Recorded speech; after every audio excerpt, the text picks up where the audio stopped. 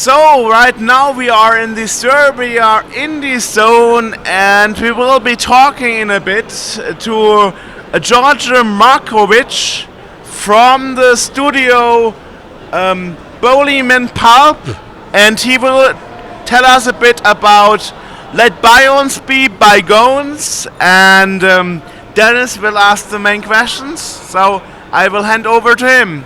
Nice to meet you. Georgia, nice to meet you. And your game caught my attention because of the amazing art style and the mix of retro and futuristic art. And I think, tell us a little bit about the vision of the game. So when I started working on the game more than 4.5 years ago, the first thing that I had to nail was actually the art style. So I tried a lot with 2D drawn, 3D, and the best feel that I got was from pixel art. I started as a solo developer, so pixel art also helped a lot with production because it was faster for me to do. But the biggest thing was when I found out how to add lighting to 3D lighting to the pixel art, and that's where it all went on. So it seems that the story of the game is probably very cyberpunky, kind of Blade Runner. Can you tell us a bit about the story of the game?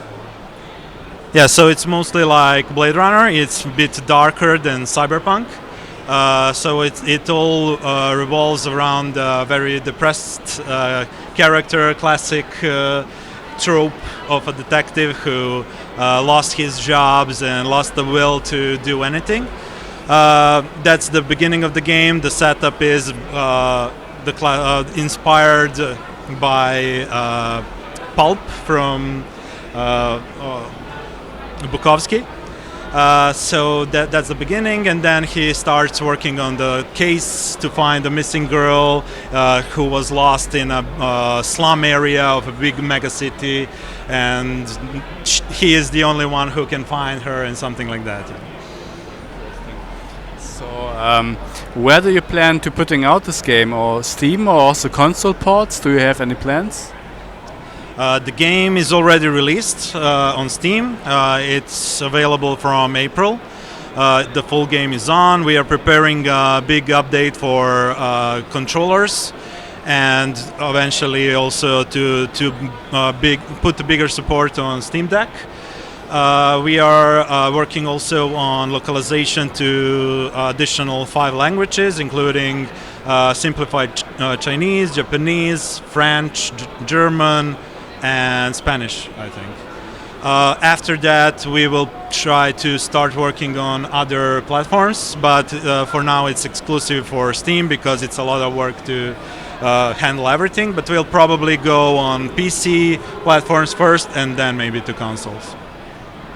I saw the game is distributed by Microprose. This is a well-known company for retro gamers, but also for all gamers indeed. And how did you manage to cooperate with Microprose?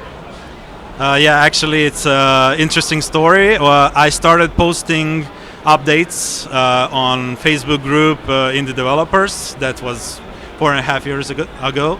And the CEO of Microprose contacted me in inbox and asked me if I want them to be my publisher. I was too early in the industry, so I didn't know anything about it. He said, okay, no problem, I'll send you a contract and you can think about it.